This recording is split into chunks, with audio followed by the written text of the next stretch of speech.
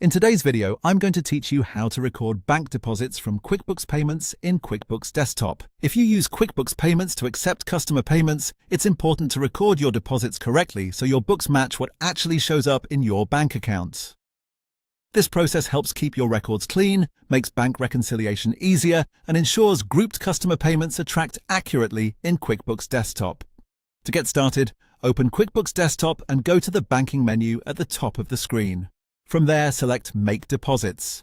This opens the workflow used to combine payments that are ready to be deposited.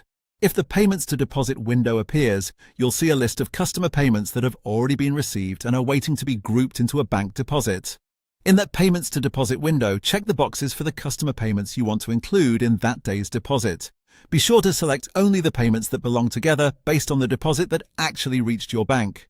This is an important detail because QuickBooks needs to reflect the same grouping as your real bank activity. If the bank combines multiple customer payments into a single deposit, you'll want to group those same payments here. After selecting the correct payments, click OK. QuickBooks will then open the Make Deposits window where you can review the deposit before saving it. In this window, choose the correct deposit to bank account. This step matters because the deposit needs to be assigned to the exact account where the money was deposited. If you work with more than one bank account, take a moment to confirm you're choosing the right one. Next, check the total deposit amount carefully. Make sure the total shown in QuickBooks matches the amount on your actual bank statement or the amount reflected by your payment processor for that deposit.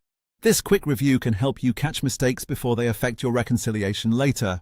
Once everything looks correct, click Save and Close. That records the grouped customer payments as a single bank deposit in QuickBooks Desktop. And that's it. By using Make Deposits correctly, you can keep your QuickBooks records aligned with your real-world banking activity. As a best practice, always compare the grouped payments and total deposit amount against your bank records before saving. That simple habit can save time and prevent confusion when it's time to reconcile your accounts.